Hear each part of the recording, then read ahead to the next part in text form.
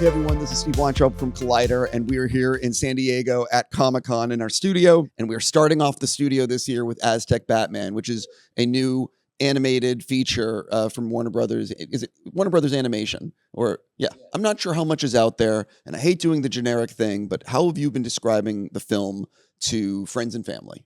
Essentially, first of all, it's the first of its kind. It's a movie that it's fully animated by Mexican animators and artists from Latin America also. So it's something that is very original, and it mixes pre-Hispanic culture with the fantasy of the DC characters. So that alone was very intriguing for everybody. Having to mix these two cultures, especially me growing up in Mexico, growing up with all this culture, and then being a Batman fan, and then getting to combine the two. Just exhilarating. And every time I explain that to people, they just want to know more. Yeah, one of the reasons I wanted you guys to come in is because this is a completely original take, Yes. and I also just support the fact that it's just not the same story out of Hollywood, Right. And so I'm really happy you guys came in, and I'm really happy to help you promote it. One of the things about this that I found very unique, I've seen it, is that you get away with some pretty, I'm going to just say gnarly shit in the movie. Like there are some surprises that I'm like, oh wow, you know what I mean? And Good. But that's great. So talk a little bit about like making it. Was there any pushback from the studio in terms of, I don't want to spoil anything, but like you're pushing some boundaries. Yes, actually, we did. I think the general note that we got constantly was less blood, less blood, less blood, because we went all out. How do you tell the story of the conquest of a whole continent culture without blood? History is written in blood, but we had to tone down the blood, bring down the blood, bring down a little bit of the graphic violence because we were pushing it. We were pushing it. So But to be fair, Warner Brothers was actually really supportive. Yes. Just from the outset in terms of us being able to layer on top the DC universe onto what has basically been taught in many different ways, the history of the conquistadors coming and their encounter with the Aztec culture and the continent in total. And so from that perspective, they gave us a broad swath to paint a really beautiful picture that the artists over at Anima and Juan leading the artistic charge, I think we did a really good job of blending the cultural as well as the fantastic, and Warner Brothers was supportive throughout. So one of the things, again, I won't spoil anything, but your film has a number of Easter eggs for Batman fans. Yes. And what do you want to tease people without spoiling? Oh. I guess I've said that part. Well, but like, yeah, you just did. Yeah, I'm not sure. But I haven't spoiled anything. No. But like for hardcore fans, I noticed at least a few things that I'm like, oh, that's cool. That's cool. Here and there. If you're a Batman fan, you'll see them. So yeah, it was a little tribute to the mythos of Batman, to everybody who knows the legend of Batman. So if you're familiar with the comics or the movies or anything Batman, there's little Easter eggs hidden throughout the movie for us Batman fans out there. Yeah, I won't ruin it for anybody. I definitely want to talk to the two of you about the voice work in the film. So I think a lot of people don't realize what it really takes to go into to record voices for an animated film or for animation or whatever. So for both of you, talk a little bit about what were some of the unique challenges, if any, for this particular project. And also I'm curious about how you found the voice for each of your characters. Like, did you go in knowing this is what I want Joker to sound like, or this is what I want Batman to sound like? And how much was it sort of like a collaboration? You know what I mean? Well, approaching the character of the Joker, I pretty much approach it the way you would any performance that you're going to put down on film, to create a complete character given the dictates of the script.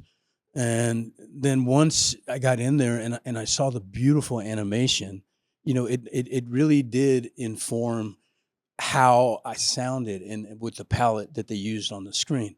So it really did affect me, and I was surprised because I had no idea what it was going to sound like until you actually put it down. So their talent with the animation and the color palette that they chose and the beautiful animation, it just really struck me, and it really altered how externally my voice came out. Can I just ask? So when you went into the booth that first time, you really didn't know the voice you were going to deliver? Honestly, I had no idea until, but I mean, this is the way I did all my work. I showed up. I was excited to do it. It's an amazing opportunity to be part of the lineage of the Batman universe, to, you know, be able to voice the Joker character. But honestly, until I saw it, when I was struck by the way the Joker appears in this film, and it really did alter how I performed it. So I mean, you'll see it on screen, you'll hear it. Well, for me, it's really important because it's not just Batman. It's also my culture. It's also the Mexica culture. It's also the culture of a whole continent. In this movie, just represented by the Mexica's culture. But for example, in Mexico, we speak more than 69 original languages, just in Mexico. How many in Peru, how many in Brazil, how many in all the continent. So have this film, it's Batman.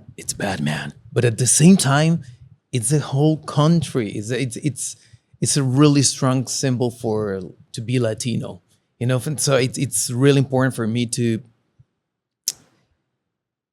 feel proud first, like, okay, I'm going to be Batman and I got to represent my culture. And I talk a lot with Juan. It's a young Batman. So he doesn't discover his deep, scared voice yet. So he's in the process to feel the hero, and he understands in a movie, at the beginning, he just wants revenge, but then he understands justice is the way.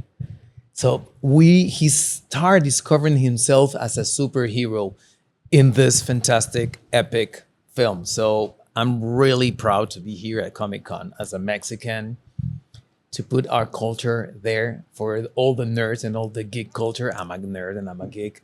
So it makes things that they are really important for me. And thanks for Warner, thanks for the producers, thanks for the Comic-Con, because this is the representation that I want. I want this kind of representation in our own context. Again, that's why I wanted you guys coming into the studio. But I'm curious, what was it like in like the day before you were stepping in the studio for the first time? Are you in front of the mirror doing like, I'm Batman? Of course. Well, I'm 45 years old, but I'm a Batman kid. So I remember the first time that I watched Tim Burton's Batman.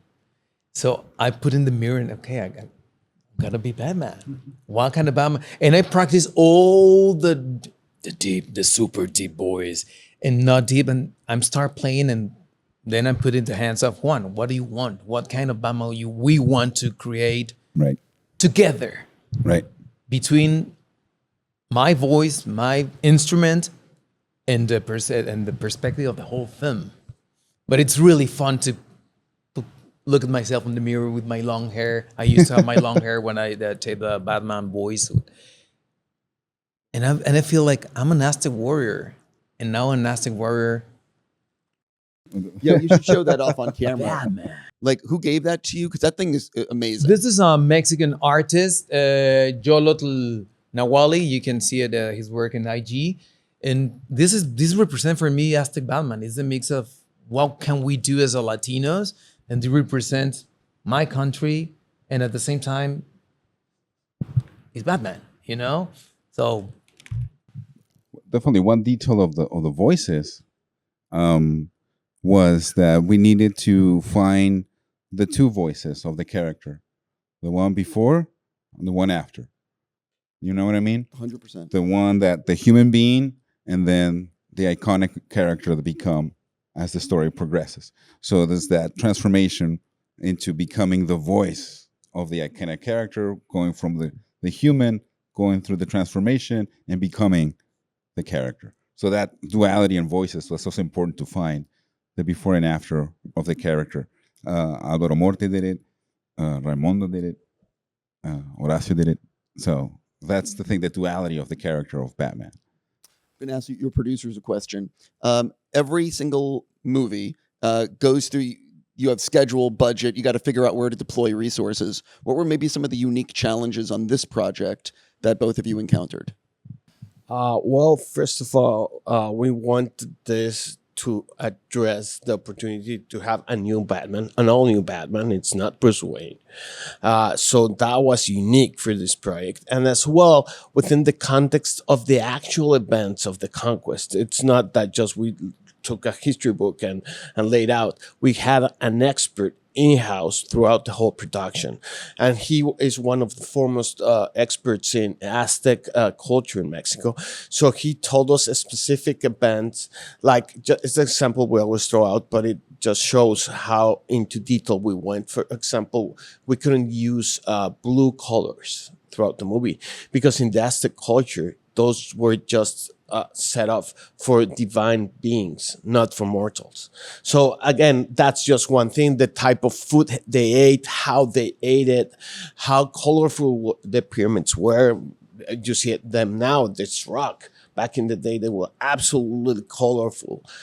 So we put a lot of effort into that just to have Batman on top of actual events. I think the other thing too is that we, through that research, going back and even on Cortez's letters, recreating Aztec visuals, the descriptions of the architecture, how vibrant Tenochtitlan was, and the community, to show that was important. And having the spirit of that come through the artistry of the artists in anima. We also used artists throughout Latin America to augment the team and managing that process, because typically it goes out to one studio, and one studio is kind of steering the whole thing.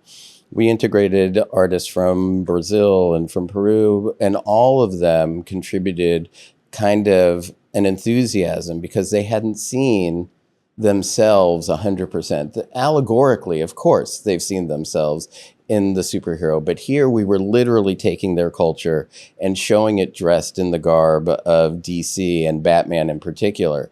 And so there was an enthusiasm and an energy that came from the artists and what they put into the film that I don't think we would have felt if we would have just gone and sent it out to a studio in India or a studio in Asia. Like, this was so heartfelt in its process, and it was atypical, because that's not how you normally do something that starts out kind of just from a notion in a studio and da-da-da. Like, this was a passion project across the board. If I'm not mistaken, you maybe have a mid-credit scene in this. Maybe, perhaps. How much did you debate? I'm not going to spoil anything, but how much did you debate what that scene would be? Was it always that scene?